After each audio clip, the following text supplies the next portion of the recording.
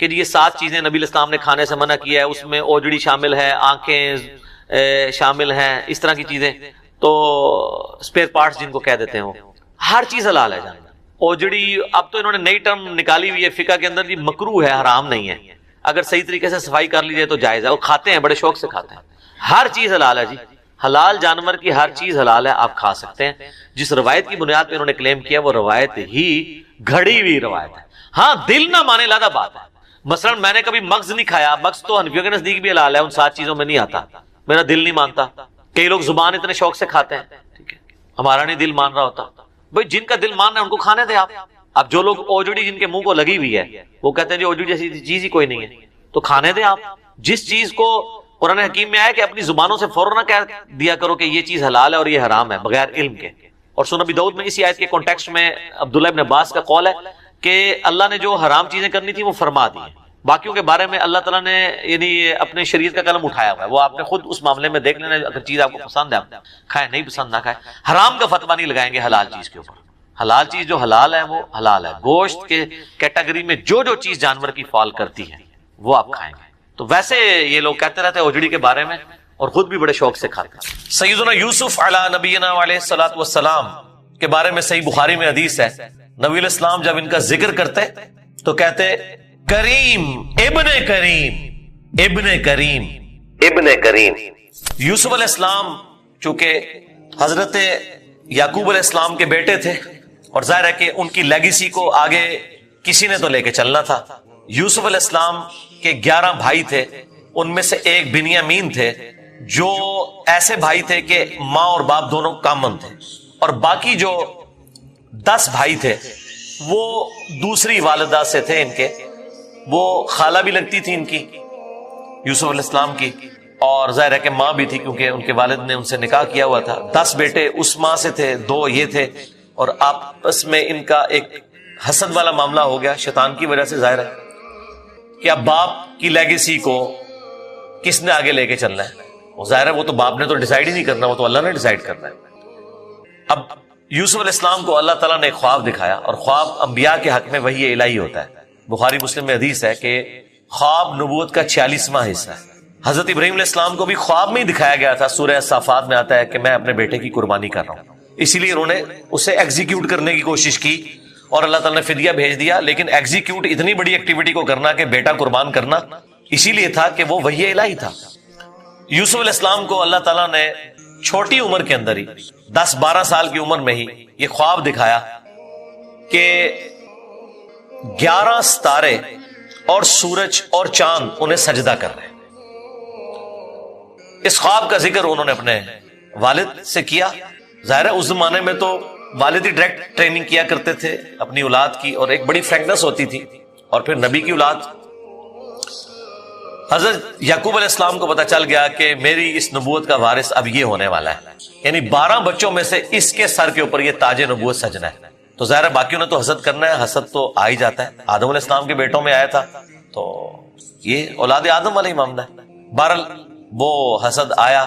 حضرت یعقوب علیہ السلام نے یوسف علیہ السلام سے کہا تھا کہ اس خواب کا ذکر تم نے اپنے بھائیوں سے نہیں کرنا، ورنہ وہ تمہارے خلاف کوئی نہ کوئی چال چلیں گے۔ لیکن بہرحال یہ خواب والی بات کسی طریقے سے لیک ہو گئی، یوسف علیہ السلام نے تو نہیں کی، لیکن شاید آپ کی بیوی نے سنی اور انہوں نے باقی بیٹوں تک بات پہنچا دی، بہرحال کچھ ہوا ایسا معاملہ،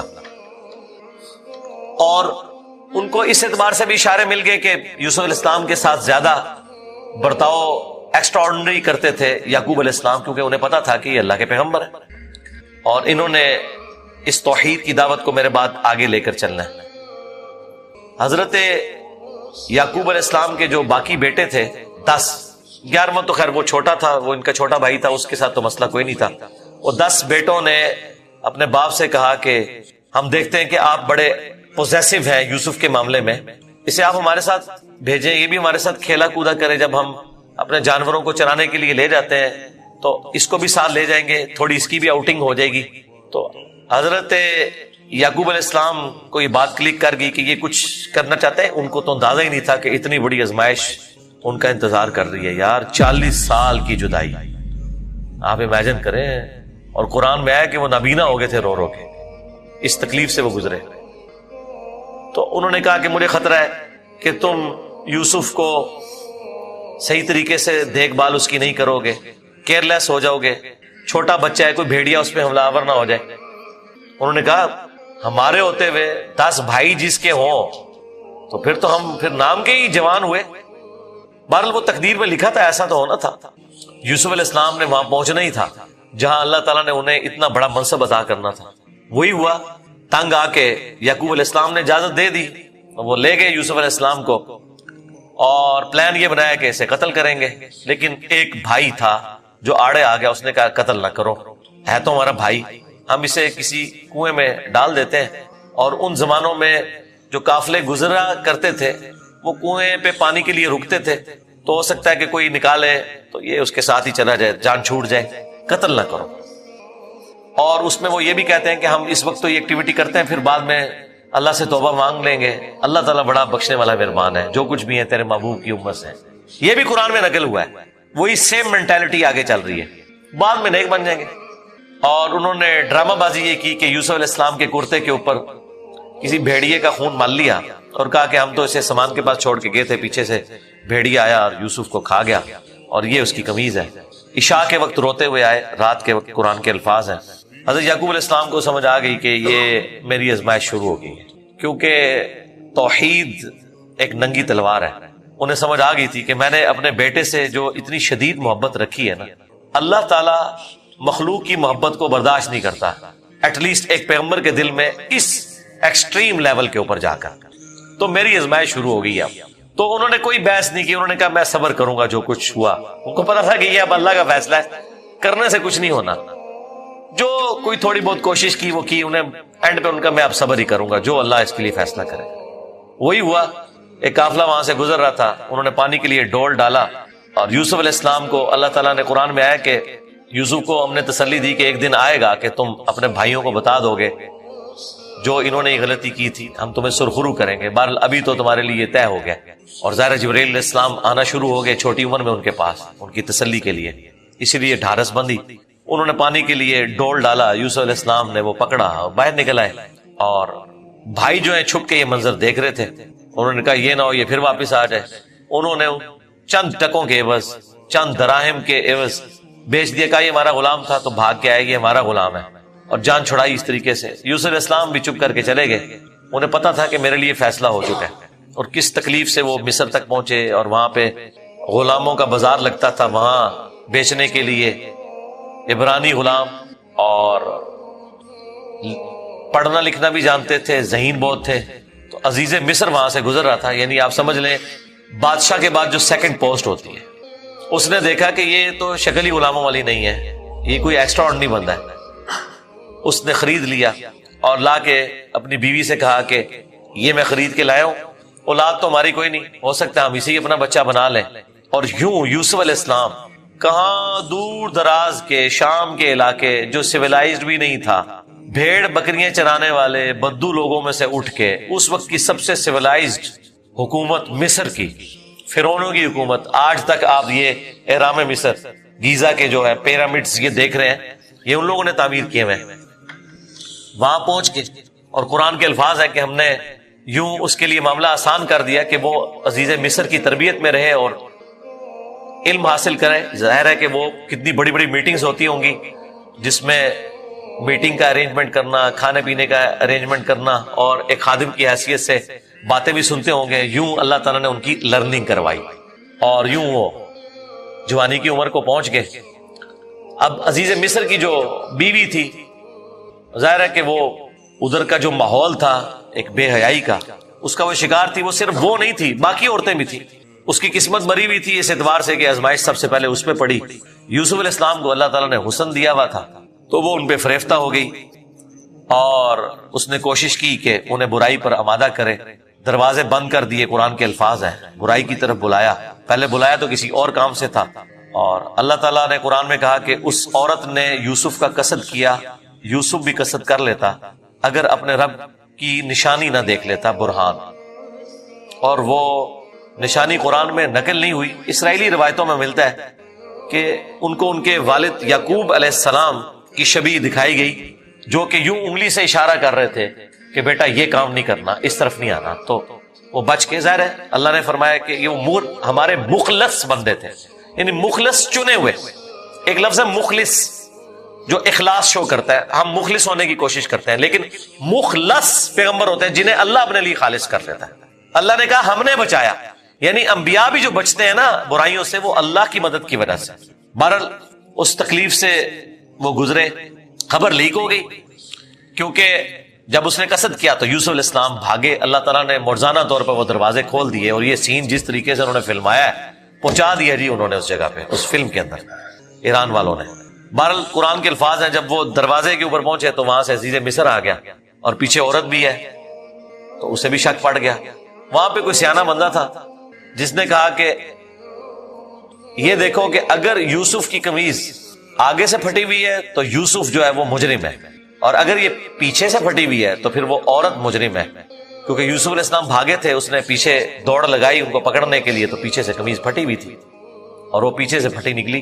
ایران والوں نے فلم میں یہ فلمایا کہ وہ ایک شیرخوار بچہ بول اٹھا، لیکن یہ دور کی بات ہے. اگر یہ واقعہ ہوا ہوتا تو سارے کے سارے یوسف علیہ السلام کو اسی وقت نہ مان لیتے کہ یہ تو کوئی عام انسان نہیں ہے. مجھے لگتا ہے کوئی سمجھدار آدمی تھا جس نے مشورہ دیا، اور یہ لاجیکل بھی تھا. تو عزیز مصر کو پتا چل گیا کہ اس عورت کی چال ہے، پھر بھی وہ باز نہیں آئی. جب اس کی خبر لیک ہوئی تو اس نے کہا میری تو دم کٹ گئی ہے، میں اب ساری عورتوں کی دم کٹواؤں گی. اس نے وہ جتنی بڑے اشرافیہ وہاں مصر کا تھا ان ساری عورتوں کو دعوت پہ بلایا، اور سب کے ہاتھ میں ایک ایک چھری دے دی، قرآن کے الفاظ ہیں، اور ایک ایک سیف دیا، اور یوسف علیہ السلام کو کہا کہ ان عورتوں کے سامنے آؤ. تو قرآن کے الفاظ ہیں کہ جب یوسف علیہ السلام ان کے سامنے آئے تو عورتوں نے بے خیالی میں وہ کاٹتے ہوئے سیب کو اپنی انگلیاں بھی کاٹ لی. کاٹنے سے مراد یہ نہیں کہ وہ کٹ کے لادہ ہوگی، مراد یہ کہ اس پہ تھوڑا بہت زخم آیا. یہ اتنا نہیں ہے کہ وہ انگلیاں ٹوٹ ٹوٹ کے کوئی لادہ ہوگی تھی، یا کوئی ساری عورتوں نے یہ سب کچھ کر لیا. ڈاکٹر سار صاحب نے اس کی اچھی توجہ بیان کی ہے کہ ہو سکتا ہے کہ کسی عورت کی انگلی زخمی ہو، اور یوسف علیہ السلام جو کہ غلام تھے وہ اس کی طرف متوجہ ہوں کہ میں اس کو پٹی کر دوں یا اس کے لیے کچھ ارینجمنٹ کروں، تو باقی عورتوں نے یوسف علیہ السلام کو اپنی طرف اٹریکٹ کرنے کے لیے جان بوجھ کے خود ہی اپنی انگلی کاٹی ہو کہ تاکہ وہ متوجہ ہو. کوئی بہرحال اس طرح کا سلسلہ ہوا ایک ایکسٹرا آرڈنری. اور جب یہ حالت ہوئی تو اس نے پھر کہا کہ ہاں یہ تھا جس کے لیے تم مجھے بات کر رہی تھی، تم لوگ بھی تو اس میں گرفتار ہو گئے. اور پھر اس کی ڈٹائی ہے، اس نے کہا کہ میں اسے برائی کی طرف بلا رہی ہوں، اگر اس نے یہ میری بات نہ مانی تو میں اسے جیل میں ڈلوا دوں. تو یوسف علیہ السلام نے دعا کی کہ یا اللہ مجھے جیل قبول ہے اس برائی کے عوض، کہ میں تیرا مجرم بنوں. دیکھیں کوئی گناہ بھی نہیں کیا، برائی سے بچے ہیں. ہم ہوں تو ہم کہ ہمیں انعام ملے، وہ کہہ رہے ہیں مجھے انعام میں جیل مل جائے کہ میں ان کے شر سے بچ جاؤں. بہرحال پھر وہ بہانہ کر کے ان عورتوں نے جھوٹے الزامات لگا کے یوسف علیہ السلام کو جیل میں ڈلوا دیا. یوسف علیہ السلام بھی راضی تھے، ٹھیک ہے چلے گئے. آلموسٹ 9 سے 10 سال تک وہ جیل میں رہے، اور وہ جیل کا جو انہوں نے سین فلمایا ہے وہ بندہ دیکھ نہیں سکتا. جو وہاں پہ کسپرسی کی حالت تھی بہرحال انہوں نے گزاری، لیکن آپ کے اخلاق سے متاثر ہو کے دعوت توحید بھی وہاں پہ پہنچی. اور اسی دوران 2 ایسے قیدی تھے کہ ان دونوں نے الگ الگ خواب دیکھے، اور انہوں نے یوسف علیہ السلام سے کہا کہ آپ اچھے بھلے معلوم ہوتے ہیں، اگر آپ تعبیر بتا سکتے ہیں. ان کا میں اس کی تعبیر جو بتاؤں گا وہ تعویل ہوگی، پھر وہ مقدر ہو جائے گی. اور وہ خواب انہوں نے اپنا بیان کیا. ایک نے خواب یہ بیان کیا کہ میں نے یہ دیکھا کہ میں اپنے رب یعنی اپنے اس بادشاہ کو شراب نچوڑ کے دے رہا ہوں. دونوں کے قتل کے فتوے جاری ہو چکے ہوئے تھے. تو یوسف علیہ السلام نے اسے کہا کہ تم عنقریب چھوٹ جاؤ گے. دوسرے نے دیکھا کہ میرے سر کے اوپر روٹیوں کا ایک ٹوکرا ہے اور اس سے جانور پرندے کھا رہے ہیں، تو ان کا تم سولی دیے جاؤ گے اور تمہاری لاش سے جانور کھائیں گے. اور وہی ہوا. اور قرآن کے الفاظ ہیں کہ جسے نجات ملنے والی تھی اسے یوسف علیہ السلام نے کہا کہ جب تم چھوٹ جاؤ تو اپنے بادشاہ سے میرا ذکر کرنا کہ میرے ساتھ یہ زیادتی ہوئی ہے. لیکن قرآن کے الفاظ ہیں کہ شیطان نے وہ ذکر بھلا دیا. ظاہر ہے اللہ نے تو کوئی اور ہی فیصلہ کیا ہوا تھا. اور یوں آلموسٹ 9 سے 10 سال ان کے جیل میں کٹ گئے، یہاں تک کہ اس بادشاہ کا جو بیٹا ہے وہ تخت نشین ہوا اور اس نے خواب دیکھا. ظاہر بادشاہ کو اللہ تعالیٰ اس طرح کے خواب دکھایا کرتا تھا. مخلوقات کو دیکھنے کی ذمہ داری اللہ تعالیٰ نے بادشاہوں کے اوپر ہی رکھی ہوئی ہے جو ان کے انڈر رعایا ہے، کہ 7 دبلی پتلی گائے جو ہے وہ نیل سے نکل کے 7 موٹی گایوں کو کھا رہی ہیں، اور 7 خشک بالیاں ہیں اور 7 جو ہیں وہ ہری بالیاں ہیں. اب یہ بڑا ایک ایکسٹراڈنری خواب تھا. اس نے اپنے وہ سارے تعبیر بتانے والے بلائے, سب کے سب عاجز آ گئے. تو وہ جو چھوٹ چکا تھا ایک قیدی, وہ بادشاہ کا بڑا قریبی تھا جو اسے شراب بنا کے دیتا تھا, اسے یاد آیا کہ ہاں ایک شخص قید میں ہے. اور یاد کب آیا دیکھیں 9-10 سال کے بعد. اس نے کہا میں ایک ایسے شخص کو جانتا ہوں کہ جو آپ کو اس کی تعبیر بتائے گا. تو وہ بادشاہ نے کہا ٹھیک ہے اسے لے آؤ یہاں پہ. یوسف علیہ السلام نے تعبیر بتا دی جو باقی معبر نہیں بتا سکے.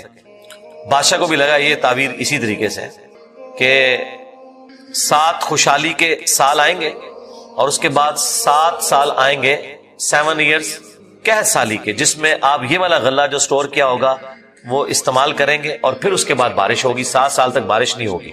اور ان 7 سالوں کے لیے آپ نے اپنی وہ والی گندم سنبھال کے رکھنی ہے جو ان خوشحالی کے 7 سالوں میں خوب پیداوار ہوگی. تو بادشاہ نے کہا انہیں بلا کے لاؤ. انہوں نے کہا نہیں پہلے میرا وہ مسئلہ حل کریں جو میرے اوپر الزامات لگا کے ان عورتوں نے اندر کیا. پھر بہرحال وہ معاملہ بھی سیٹل ہوا. عورتوں نے مان لیا کہ یوسف علیہ السلام کی کوئی غلطی نہیں تھی. پھر یوسف علیہ السلام عزت کے ساتھ لائے گئے بادشاہ کے پاس اور انہوں نے خود کہا کہ مجھے وزیر خوراک بنا دیں, میں امین بھی ہوں اور ان معاملات کو ہینڈل بھی کر سکتا ہوں. پھر انہوں نے جس طریقے سے ان معاملات کو ہینڈل کیا اور کہا کہ آپ نے گندم کے دانوں کو بالیوں سے باہر نہیں نکالنا. یہ سٹوریج کا طریقہ بھی یوسف علیہ السلام کو اللہ تعالیٰ نے سکھایا. یوں گندم خراب نہیں ہوتی, سال ہر سال آپ استعمال کر سکتے ہیں. آج بھی گندم اسی طریقے سے سٹور ہوتی ہے. اب وہ قحط سالی صرف مصر تک نہیں تھی, شام تک بھی پھیل چکی تھی. اور وہی بھائی بالآخر گندم کی تلاش میں مصر آئے. انہیں تو پتہ ہی نہیں تھا کہ ان کا بھائی یہاں کا بے تاج بادشاہ بن چکا ہے. یوسف علیہ السلام نے انہیں پہچان لیا. ان تو سوچے ہی نہیں تھا کہ یہ سب کچھ ہوا. کوئی اس وقت انٹرنیٹ کوئی اس طرح کی تو چیز ہے ہی نہیں تھی. تو یوسف علیہ السلام نے انہیں غلہ دیا اونٹ بھر کے, اور جاتے ہوئے خادمین کو کہا کہ ان کی جمع پونجی بھی آپ نے ان کے اسی سامان کے اندر رکھ دینی ہے تاکہ یہ متاثر ہوں اور اگلی دفعہ پھر آئیں. اور پھر ان سے انٹرویو کیا تو انہوں نے کہا ہمارے تو اس طرح بھائی ہیں, ایک بھائی ہے وہ ہمارے والد صاحب تو اس کو اپنے سے جدا نہیں ہونے دیتے. اس کے اندر وہ اپنے اس بیٹے کو تلاش کرتے ہیں جسے بھیڑیا کھا گیا تھا, اور وہ بیٹا سامنے تھا. یوسف علیہ السلام کے بارے میں اللہ تعالیٰ فرماتا ہے کہ یوسف علیہ السلام یہ باتیں سن رہے تھے اور دل ہی دل میں کہہ رہے تھے کہ تم ظالم ہو, لیکن اللہ کی طرف سے اجازت نہیں تھی. ان کا اچھا پھر تم دیکھ رہے ہو اس بھائی کا بھی سامان میں تمہیں دیتا ہوں, اگلی بار اس بھائی کو ساتھ لے کے آؤ گے ورنہ میں تمہیں سامان نہیں دوں گا. ظاہر ہے کسی بہانے سے تو بلانا تھا نا. اور واپس جب پہنچے انہوں نے دیکھا یہ تو اتنا فیاض بادشاہ ہے, اس نے تو ہماری وہ جمع پونجی جو بھی تھا, کوئی کاٹن لے کے گئے تھے, اس وقت تو بارٹر سسٹم ہوتا تھا نا, وہ واپس کر دی ہے. تو اپنے والد سے کہا کہ آپ اپنا وہ بیٹا بھی بھیجیں, وہ تو بڑا اچھا بادشاہ ہے. ان کا نا ایک دفعہ تم اسی کے بھائی کو لے گئے تھے, وہ واپس نہیں آیا, اس کو تو میں اب الگ نہیں کروں گا. ان کا ابا جی پھر بھوکے ہی مریں گے. آپ کون سے شیخ عبد القادر جیلانی ہے کہ آپ نگاہ مار کے یہ کچھ کر لیں؟ ہاں تو اور کیا, گندم کے لیے انبیاء ان کی اولادیں. اور یہ تو ہمیں سکھاتے ہیں کہ جی بڑے سے بڑا غوث قطب ابدال کسی صحابی کے پاؤں کی خاک بلکہ گھوڑے کے قدموں کی خاک نہیں ہے. تو قرآن میں تو کچھ اور ہی مل رہا ہے. اب بڑی فاقے آ رہے ہیں کہ کیا کریں. ان کا ٹھیک ہے بس دوسرا بھی اب دیتا ہوں. اور پھر اس میں انہوں نے ایک جملہ بولا کہ قریب ہے کہ اللہ تعالیٰ مجھے میرا یوسف بھی واپس کر دے.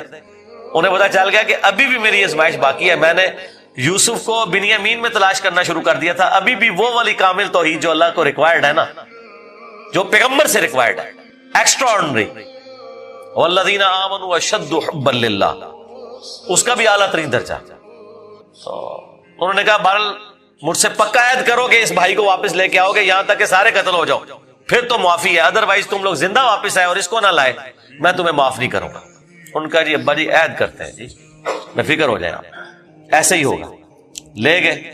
اب وہاں تو یوسف علیہ السلام نے پلان کیا تھا, جاتے ہی انہوں نے بنیامین کو تو اپنے پاس بلا کے کہا کہ میں تیرا وہ گمشدہ بھائی یوسف ہوں, بلکہ ان کی نظر میں تو وہ سمجھ لیں فوت ہی ہو چکے تھے, اور کہا کہ اپنے بھائیوں کو نہیں بتانا تم نے, میں ایک طریقے سے تمہیں یہاں روکوں گا کیونکہ بادشاہ کے قانون میں تمہیں روک نہیں سکتا. تو اس کے لیے قرآن میں الفاظ ہے کذالک کدنا لیوسف, ہم نے یوسف کو یہ تدبیر سکھائی تھی, ایک ہیلا سکھایا کہ وہ بادشاہ کا ایک قیمتی پیالہ تھا جو بنیامین کے سامان میں انہوں نے واپسی پہ رکھوا دیا, اور جب وہ واپس جانے لگے تو پیچھے سے آواز لگائی گئی قافلے والوں تم چور ہو. اور یوسف علیہ السلام کو پتا تھا کہ بنی اسرائیل میں چوری کی سزا یہ ہے کہ وہ شخص پھر غلام بن جاتا ہے جس کی اس نے چوری کی ہوتی ہے. ان کا بتاؤ اگر کوئی چور نکلا، ان کا جس کے سامان میں نکلا وہ آپ رکھیں اس بندے کو.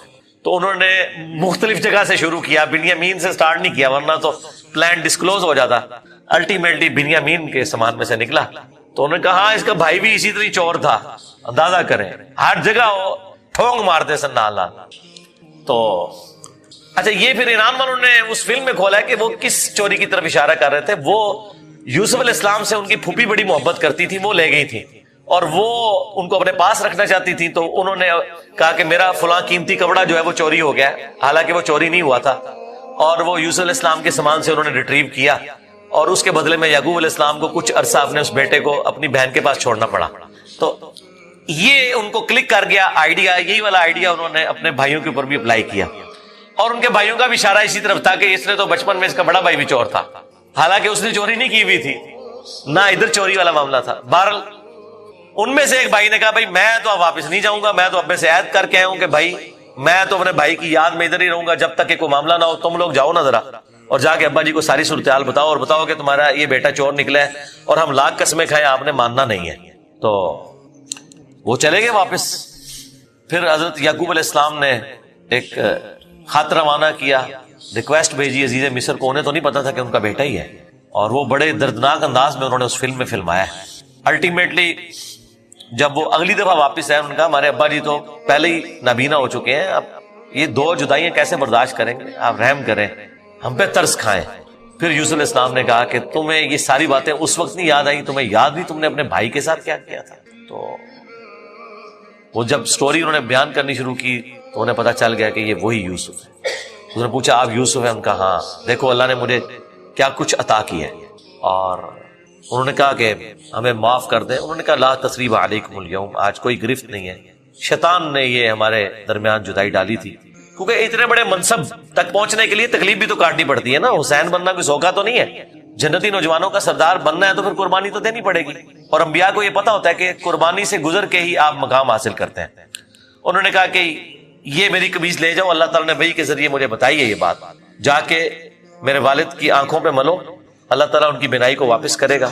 اور یوں وہاں سے ایک قاصد نکلا وہ کرتا لے کے یوسف علیہ السلام کا. قرآن کے الفاظ ہیں، حضرت یعقوب علیہ السلام کہتے ہیں کہ اگر تم مجھے مفند نہ سمجھو، وہی المحند عن المفند، قرآن میں الفاظ ہیں یہ، یعنی یہ نہ سمجھو کہ میرا دماغ سٹھیا گیا ہے تو مجھے تو یوسف کی خوشبو آ رہی ہے.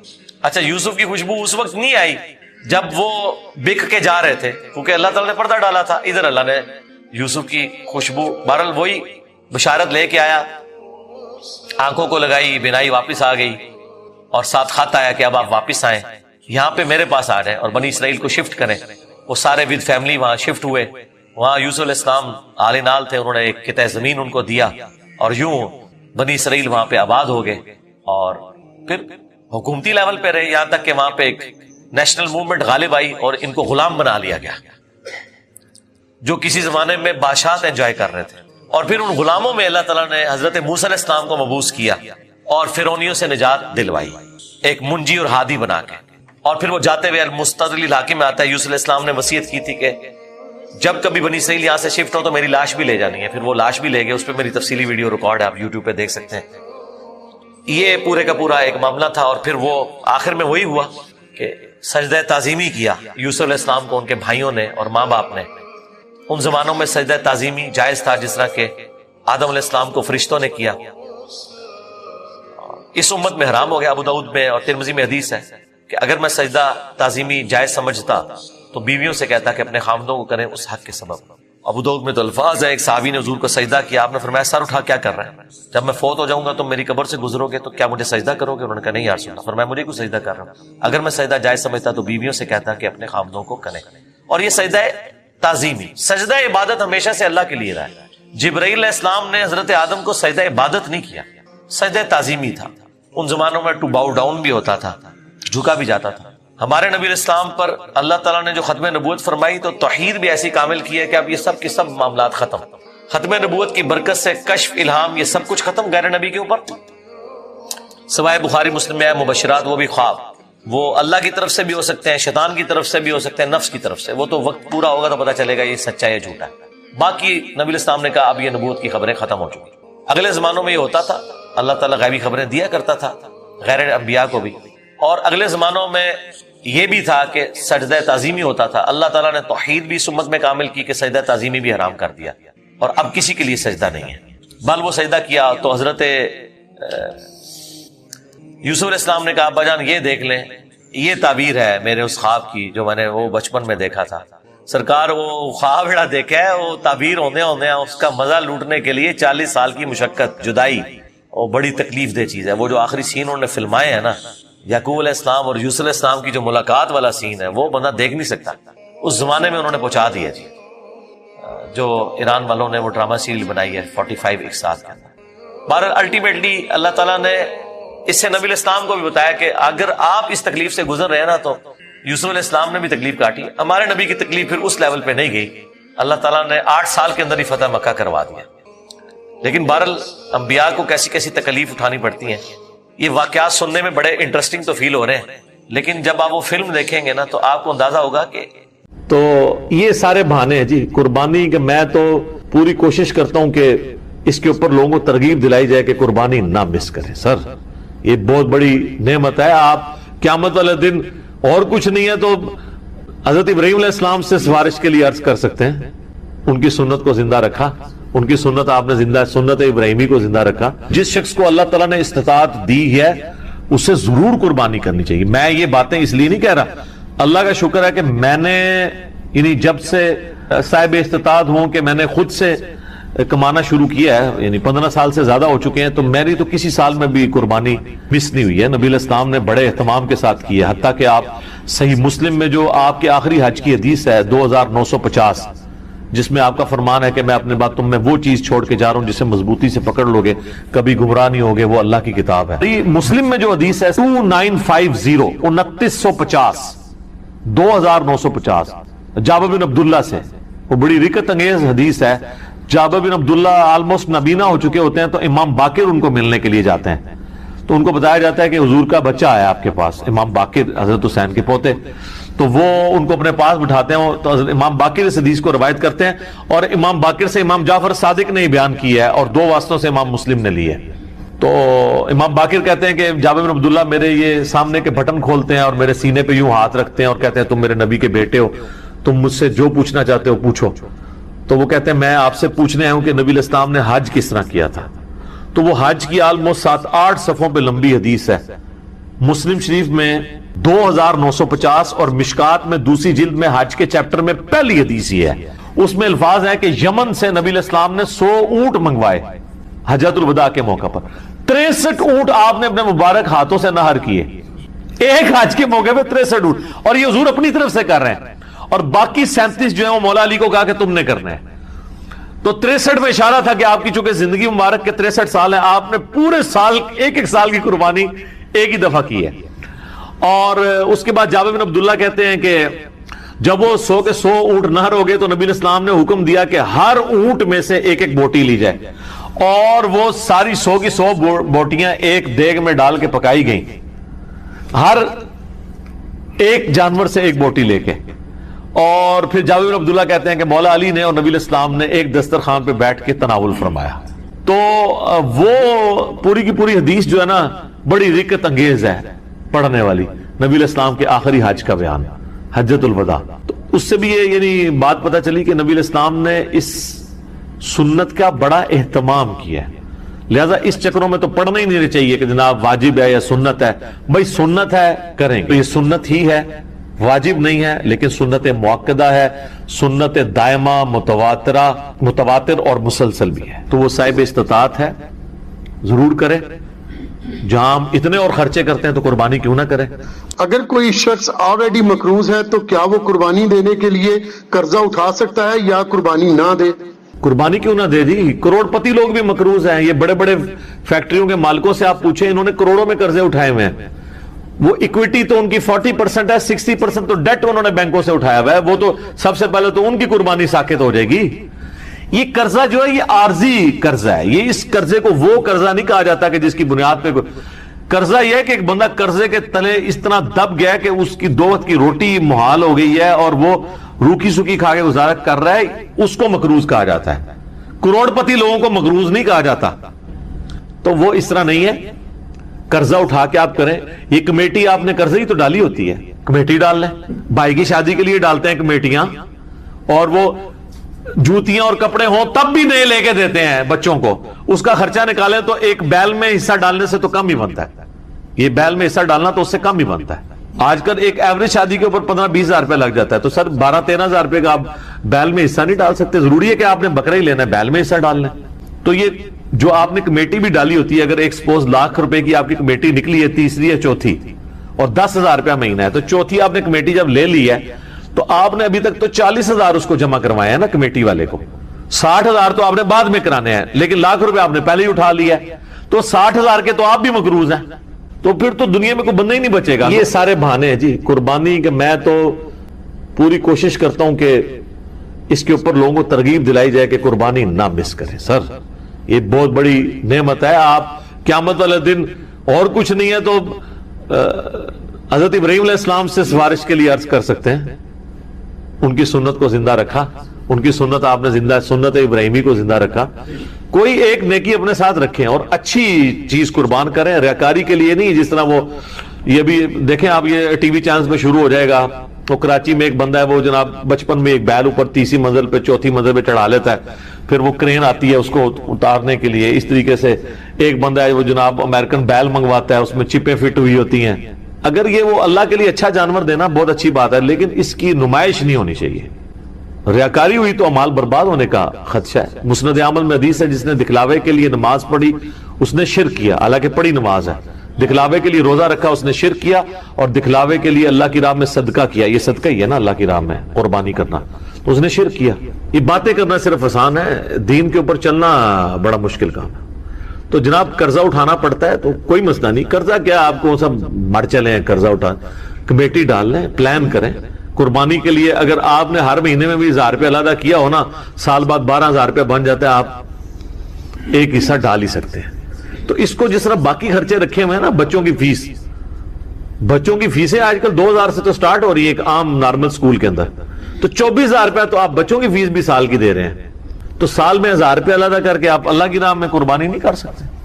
کرنی چاہیے. ایون قرضہ بھی اٹھانا پڑتا ہے, ضرور اٹھائیں, کریں, کیونکہ یہ قرضہ ایسا نہیں ہے کہ جو آپ کی گردن کو دبوچ لے گا, آپ آسانی سے اتار لیں گے. 12-13,000 روپے کیا چیز ہے.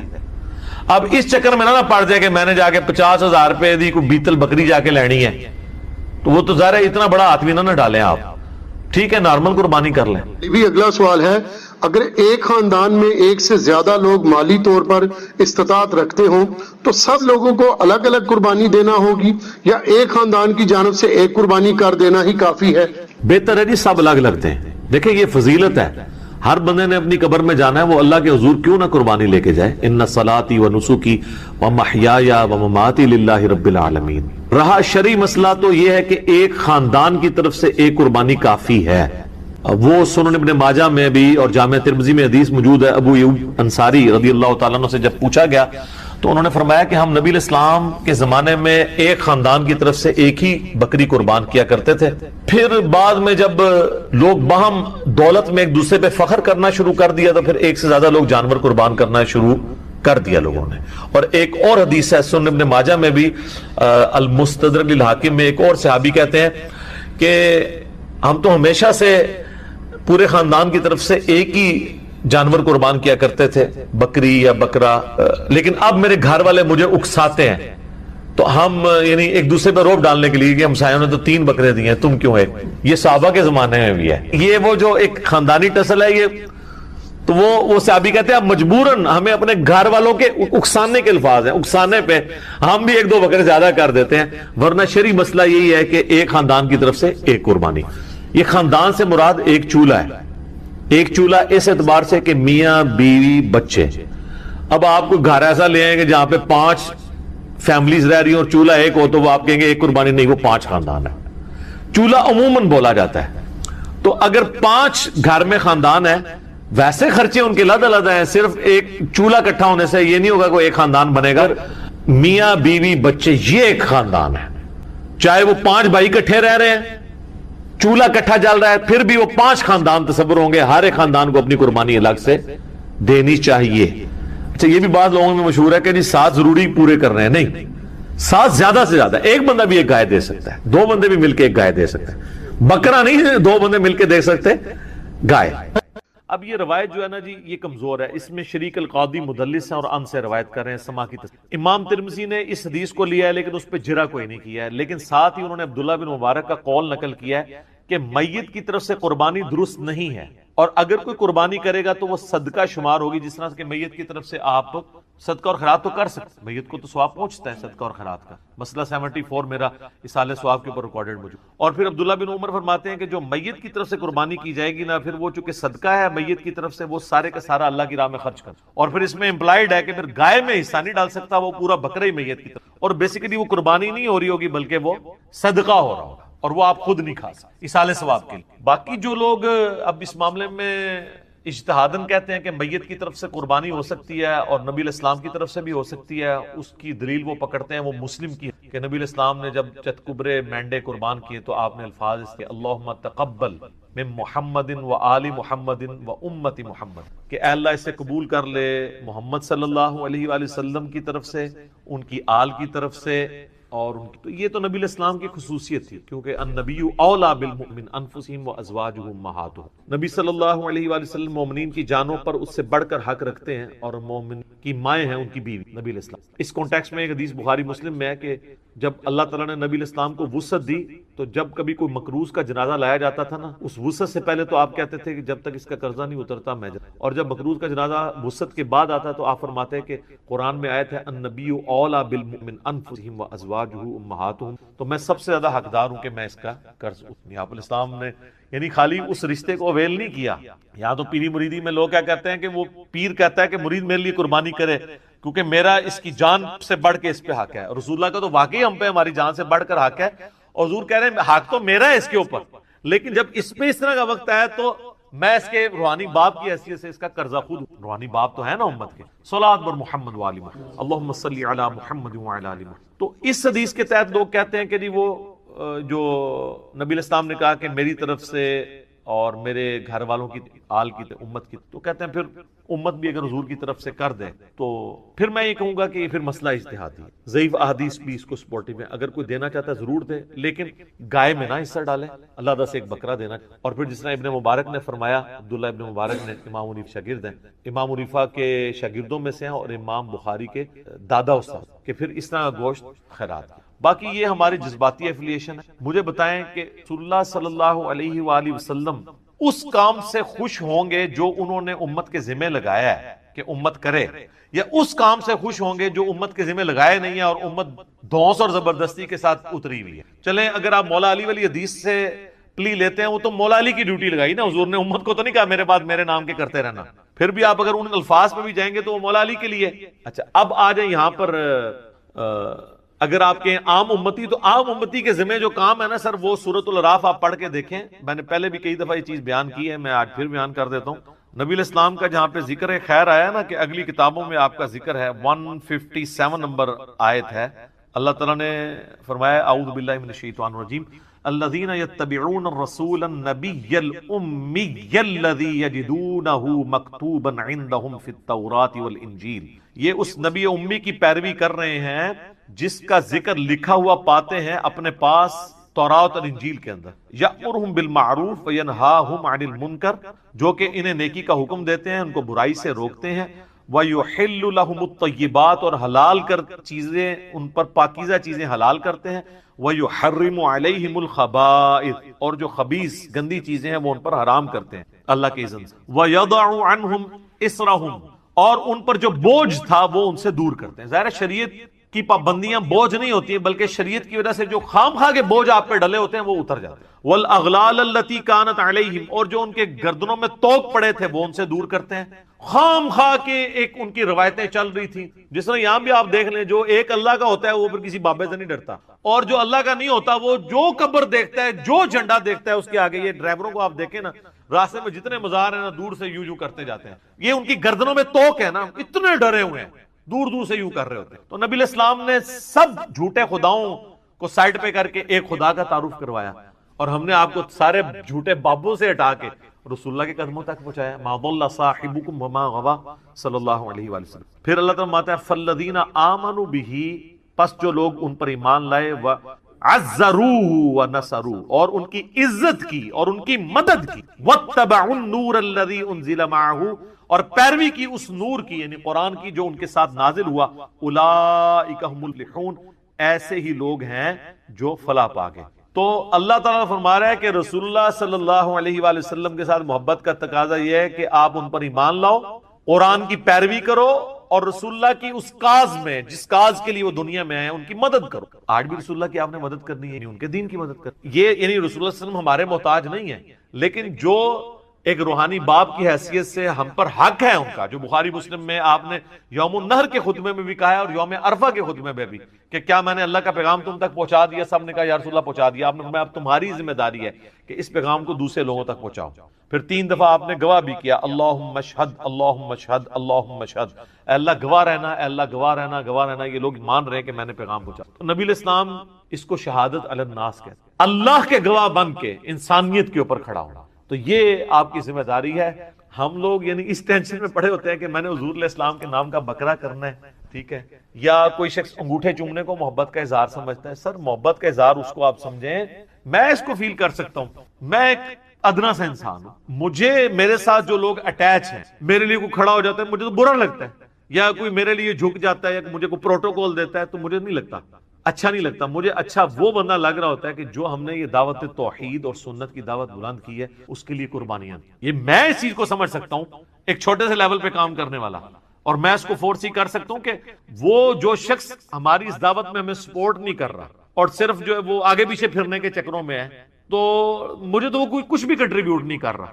میرا بازو تو وہ بنا ہوا ہے کہ جو ہم کاز کے لیے اٹھے ہیں اس میں مجھے سپورٹ کرے، تو اس کو مجھے یہ کہنے کی ضرورت نہیں پڑے گی کہ علی بھائی میرے لیے دعا کریں، میرے اندر سے اس کے لیے دعائیں نکل رہی ہوں گی۔ سیدھی سی بات ہے۔ اب جو لوگ بھی سوشل میڈیا پہ ہماری اس دعوت کو عام کر رہے ہیں، میں نے کئی لوگوں کو دیکھا تک نہیں، لیکن میرے دل سے دعا، کوئی اچھا کلپ کسی نے اچھا تھم نیل بنایا، میں اس کے لیے دعا میرے دل سے نکلتی، یار یہ کاز میں ہمیں سپورٹ کر رہا ہے۔ رسول اللہ صلی اللہ علیہ وآلہ وسلم کے تو ذمہ اتنی بڑی ذمہ داری اللہ نے لگائی ہے، وَمَا أَرْسَلْنَاكَ إِلَّا كَافَّةً لِلنَّاسِ بَشِيرًا وَنَذِيرًا، پوری انسانیت کے لیے آپ کو ڈر سنانے والا اور خوشخبری سنانے والا بنا کے بھیجا گیا۔ تو آپ علیہ السلام کی تو خوشی اس میں ہوگی کہ آپ کے ہم میسج کو آگے لے کے چلیں، نہ کہ قربانی کے دنوں میں ہم اس چکر میں پڑ دیں کہ نبی علیہ السلام کے نام کا بکرا کرنا ہے نہیں کرنا۔ کئی لوگ تو ایسے ہیں جو کہتے ہیں ہمارے پاس ایک ہی بکرے کے پیسے تھے تو ہم نے نبی علیہ السلام کے نام کا کر دیا، اپنا کیا ہی نہیں ہے۔ یہ کون سی شریعت میں عمل ہو رہا ہے؟ رسول اللہ صلی اللہ علیہ وآلہ وسلم اس عمل سے خوش ہوں گے جو آپ چاہتے ہیں۔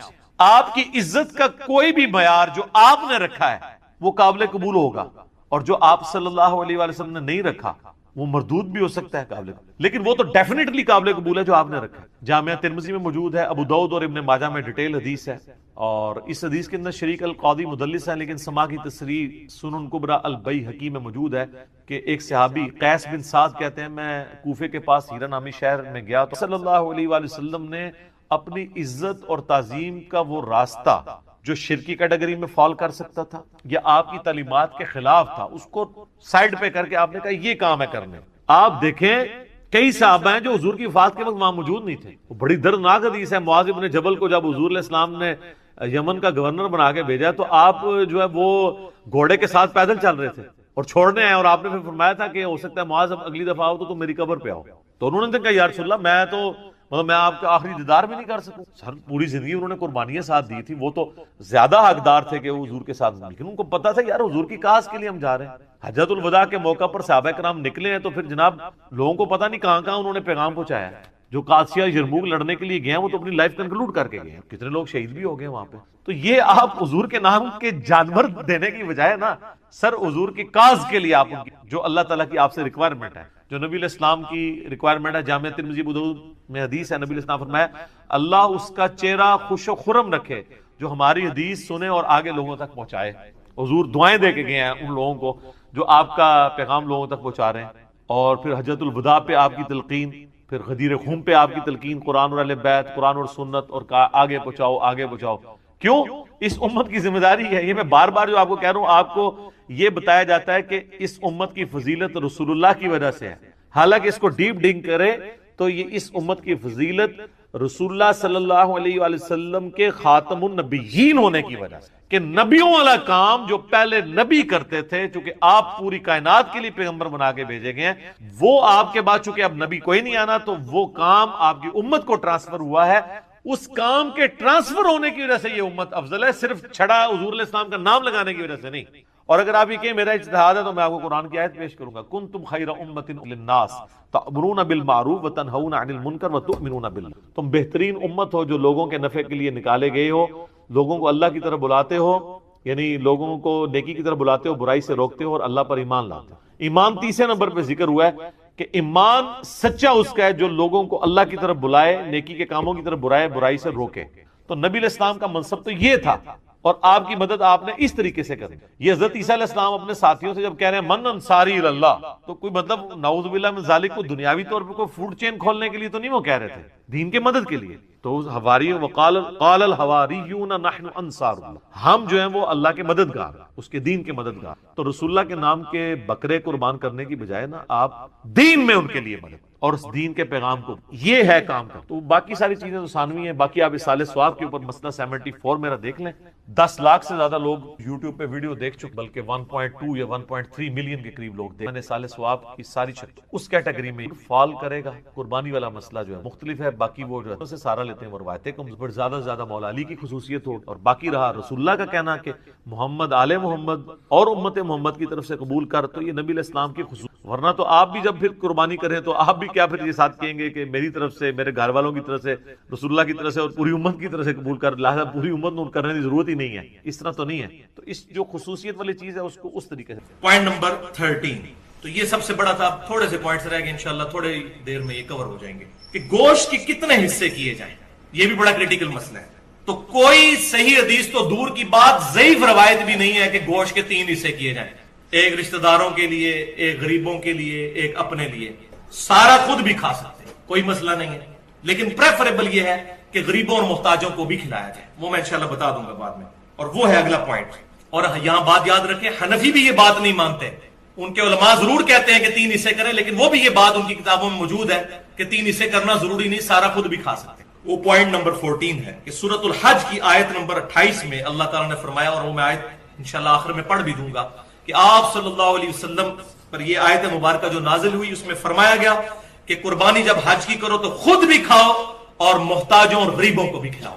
تو کیٹاگوریکل مینشن ہوا کہ خود بھی کھانا ہے اور غریبوں کو بھی کھلانا ہے. اور صحیح بخاری اور صحیح مسلم کی متفق علیہ حدیث ہے، آپ صلی اللہ علیہ وسلم نے فرمایا، تم میں سے جس نے بھی قربانی کی ہے تو 3 دن سے زیادہ وہ اپنے گھر گوشت سٹور نہ کرے. پھر اگلے سال آپ صلی اللہ علیہ وسلم سے صحابہ نے پوچھا، یا رسول اللہ آپ نے پچھلی دفعہ تو کہا تھا 3 دن سے زیادہ گوشت نہیں رکھنا، تو اس سال بھی ہم یہی کریں؟ تو آپ صلی اللہ علیہ وسلم فرمایا نہیں، پچھلے سال میں نے اس لیے کہا تھا کہ قحط کا زمانہ تھا اور میں نہیں چاہتا تھا تم سارا گوشت جو ہے وہ اپنے پاس رکھو، اپنے غریب بھائیوں کو بھی کھلاؤ، اس لیے میں نے تم پر یہ پابندی لگائی تھی کہ 3 دن سے زیادہ گوشت سٹور نہیں کرنا اور سارا صدقہ اور خیرات کر دینا ہے. اب گوشت خود بھی کھاؤ، غریبوں کو بھی کھلاؤ اور ذخیرہ بھی کر لو. یہ بخاری اور مسلم متفق علیہ حدیث ہے. اس حدیث میں بھی اشارہ مل گیا کہ قربانی کے 3 دن ہے، اشارہ ملا 3 دن سے زیادہ نہیں رکھنا. اور یہ بھی پوائنٹ شیخ زبیر علی صاحب نے ایکسپلور کیا، اور واقعی حقیقت بات ہے کہ اس کے اندر امپلائڈ ہے کہ 3 دن قربانی ہے. بخاری مسلم کی حدیث میں 3 دن سے زیادہ گوشت نہیں. پوائنٹ نمبر 15 نمبر، کیا قربانی کے گوشت تک روزہ رکھا جائے گا؟ یہ بھی پوائنٹ ہے. اکثر لوگوں میں یہ مشہور ہے کہ جی وہ گوشت پکے گا پھر آپ نے روزہ کھولنا ہے. دیکھیں اندازہ کریں، حالانکہ میں پہلے بھی بتا چکا کہ بخاری اور مسلم کی متفق علیہ حدیث ہے کہ 2 دن تو روزہ ہے ہی نہیں ہے، عید الفطر اور عید الاضحیٰ. اور صحیح مسلم ہے کہ یوم تشریق بھی کھانے پینے کے دن ہے، ان میں بھی روزے سے اوائڈ کرنا چاہیے، کھانے پینے کے دن. یہ پتہ نہیں مسئلہ کہاں سے نکالا. البتہ ایک بات ضرور ہے، وہ جامعہ ترمذی میں صحیح سند کے ساتھ کہ آپ صلی اللہ علیہ وسلم نے فرمایا کہ جو عید الفطر کے لیے آپ صلی اللہ علیہ وسلم جب جایا کرتے تھے تو آپ صلی اللہ علیہ وسلم گھر سے کچھ کھا کر جایا کرتے تھے چھوٹی عید کی، اور بڑی عید کے لیے جب آپ صلی اللہ علیہ وسلم جایا کرتے تو بغیر کھائے پیے جایا کرتے اور واپسی پر آ کر کھایا کرتے. اس میں یہ موجود نہیں کہ وہ گوشت پکا کے کھاتے تھے، بس یہ کہ واپسی پر آ کر کھاتے تھے، یعنی جاتے وقت کچھ نہیں کھانا. البتہ یہ ضرور ہے کہ اگر جلدی قربانی ہو جاتی ہے بالکل ارلی ان دا مارننگ، تو سب سے بہتر یہ ہے کہ آپ اسی گوشت کے ساتھ ناشتہ کریں. لیکن وہ قربانی ہونی ہے 2 دن، دوسرے دن اگر آپ کو ٹائم دیا ہوا ہے کسی مدرسے والے تو 2 دن کا روزہ رکھیں گے. تو یہ عقلی طور پہ ہی غلط ہے بات. دیکھیں نا, عقل میں نہیں بات بیٹھتی. یہ ہو گیا وہ الزامی جواب جس کو پنجابی میں پھکی کہتے ہیں. تو جس کو تیسرا دن ملا تو وہ بندہ ہی مارا جائے گا عید کے چکر میں. تو یہ بات سمجھ لیں کہ عید کے بعد کھانا, یعنی عید سے پہلے کھانا نہیں, عید کے بعد آ کر کھائیں.